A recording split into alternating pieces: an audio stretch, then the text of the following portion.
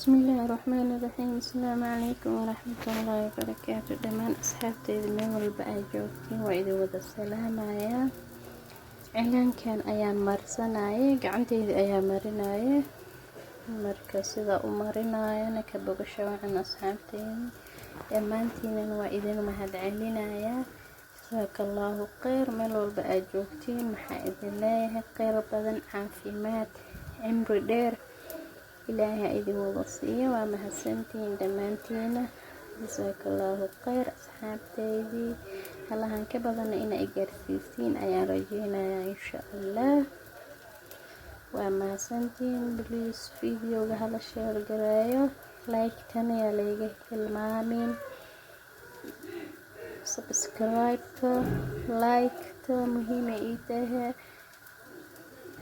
leesheer gareeyo idinkoo mahadsan. dhammaantiin waa mahadsantihiin.